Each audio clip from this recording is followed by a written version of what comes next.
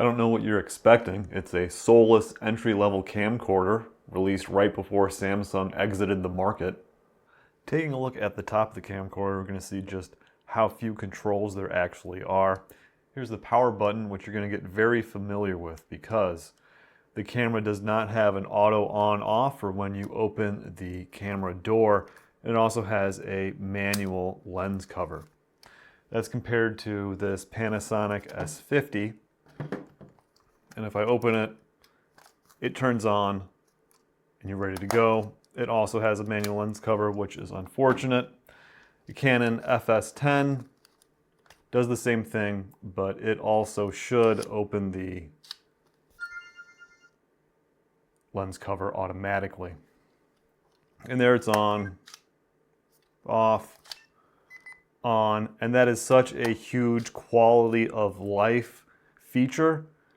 For the Samsung to not have it, that's just not good. It makes it a lot less fun to use. There's basically no controls on the side. It does do H.264, which is nice, and you can see the variety of ports. It can charge a battery, which is nice, but again, proprietary. I think that might be a mini HDMI, and then USB mini, which you just hate to see.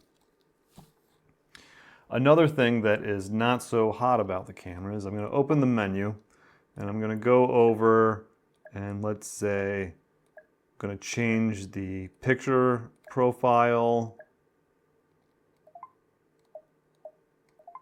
to sepia. I'm going to close it, and because that doesn't turn it off, I'll power it down.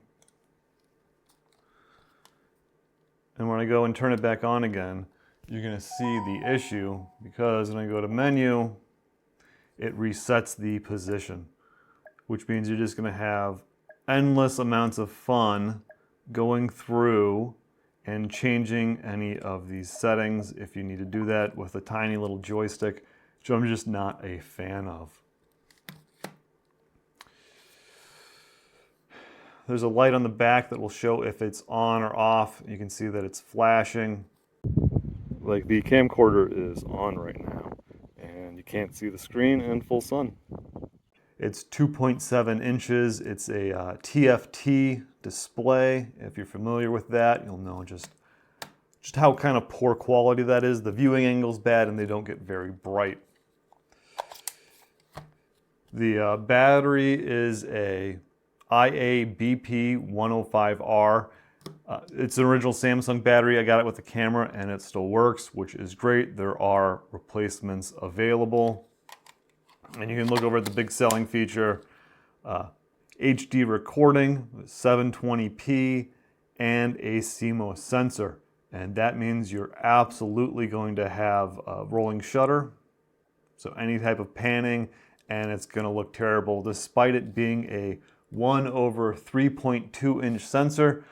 Your phone probably has a larger sensor than this camera. You do get the huge 52x optical zoom, no image stabilization, and I wasn't crazy about the stabilization from the digital. And there's Miss Luna.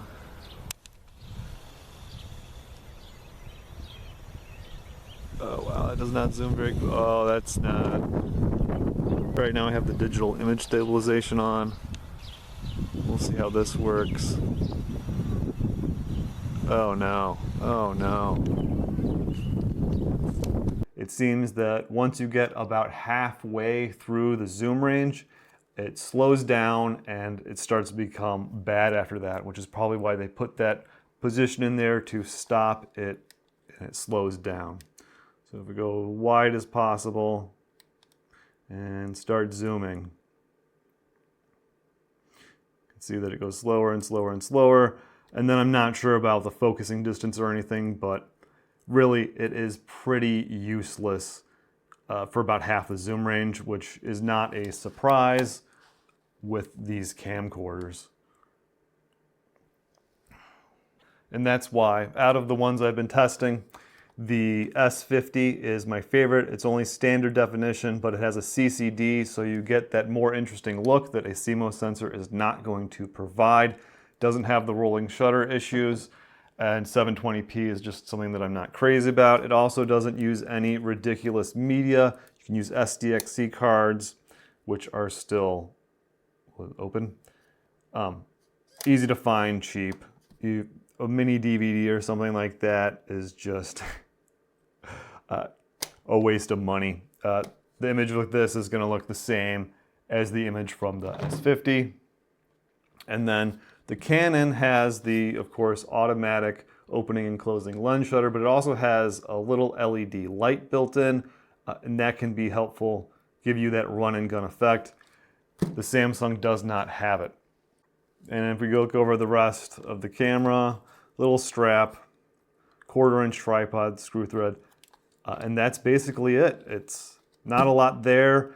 Again, this is right before Samsung left the camera market. They stopped producing camcorders, cameras, and just stuck with cell phones, which was probably a pretty smart idea.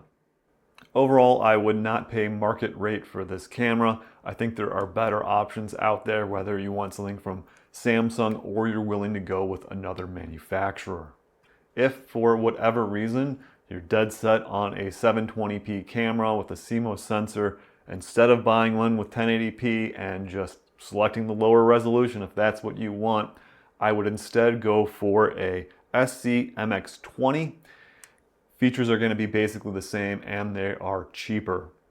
For a Samsung option with full HD, the HMX-Q10BN is another good option.